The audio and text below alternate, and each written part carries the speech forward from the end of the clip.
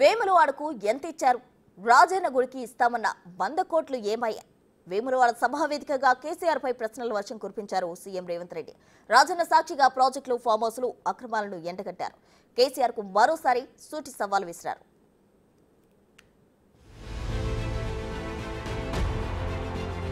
వేములవాడ రాజన్న సాక్షిగా నాటి సీఎం కేసీఆర్ పలికిన పలుకులు అన్ని ఇన్ని కావు. అంత చేస్తాం ఇంత చేస్తామని కరీంనగర్ ప్రజలకు మాయమాటలు చెప్పారు.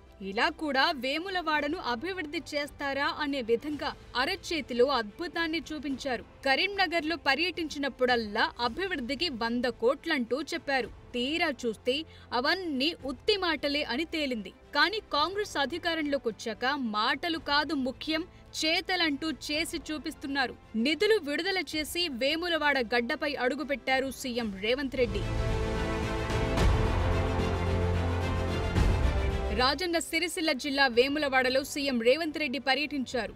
వేములవాడకు చేరుకున్న సీఎంకు మంత్రులు శ్రీధర్ బాబు, పొన్నం ప్రభాకర్, కొండ సురేఖ, తుమ్మల నాగేశ్వరరావు స్వాగతం పలికారు. ఆలయంలో పూజలు నిర్వహించి కోడెమొక్కులు చెల్లించుకున్నారు రేవంత్ రెడ్డి. అనంతరం ఆలయ అభివృద్ధి ప్రణాళికను పరిశీలించి పనులకు శంకుస్థాపన చేశారు.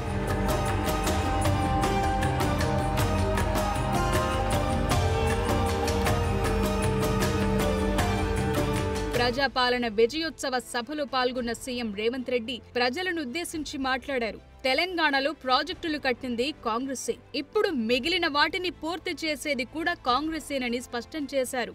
ఇక గత ప్రభుత్వ వైఫల్యాలను ప్రస్తావిస్తూ ప్రజలనే కాదు వేములవాడ రాజన్నను కూడా కేసీఆర్ మోసం చేశాడని దుయ్యబట్టారు. పీసీసీ అధ్యక్షుడిగా పలుమార్లు వేములవాడ వచ్చానని సీఎం చెప్పారు. బీఆర్ఎస్ అధికారంలో ఉన్నప్పుడు 20 లక్షల కోట్ల బడ్జెట్ ఖర్చు చేసి వేములవాడకెంతిచ్చారు అని అన్నారు.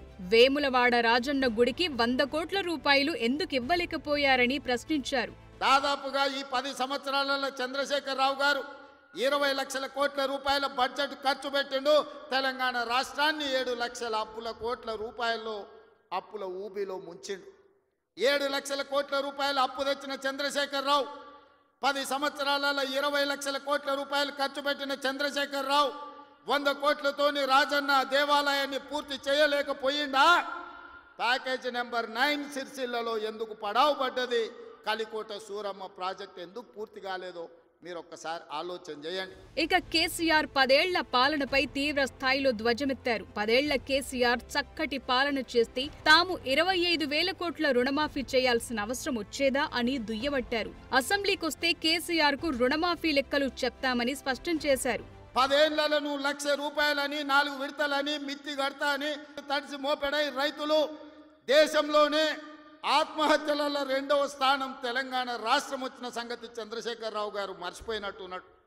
మహారాష్ట్ర మొదటి స్థానంలో ఉంటే ఈ 10 సంవత్సరాలు తెలంగాణ రాష్ట్రం రైతుల ఆత్మహత్యలలో 2వ స్థానాన్ని ఆక్రమించింది. నువ్వు రైతు రుణమాఫీ చేస్తా అని మొదటి 5 సంవత్సరాలు 1 లక్ష రూపాయలు చేస్తా అని 4 విడతలని 5 ఏళ్ళని నువ్వు ఆ 1 లక్ష చేసే లోపల ఇంకొక 1 లక్ష మిత్తి అయింది. అసలు మిత్తి తడిసి మోపెడైంది.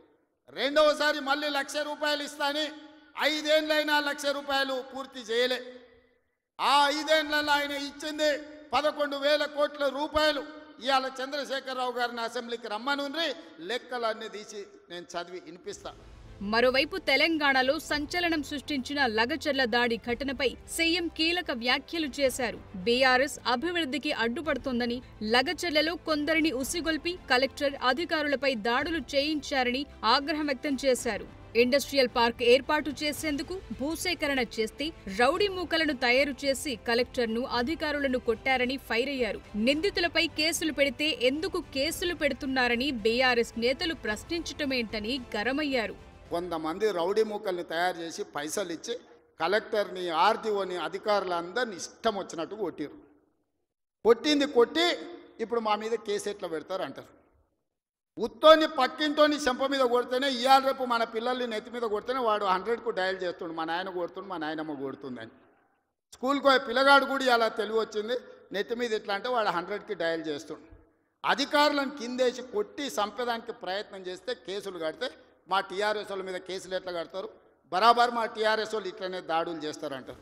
మొత్తంగా సీఎం రేవంత్ పర్యటనతో వేములవాడ దద్దరిల్లింది. ఇన్నాళ్లు అది చేస్తాం ఇది చేస్తామని ఊరించిన బీఆర్ఎస్ నేతలకు అభివృద్ధి పనులతో సమాధానం చెప్పారు రేవంత్ రెడ్డి. సీఎం వరాల జల్లుతో ఉమ్మడి కరీంనగర్ జిల్లా ప్రజల్లో ఆశలు చిగురిస్తున్నాయి.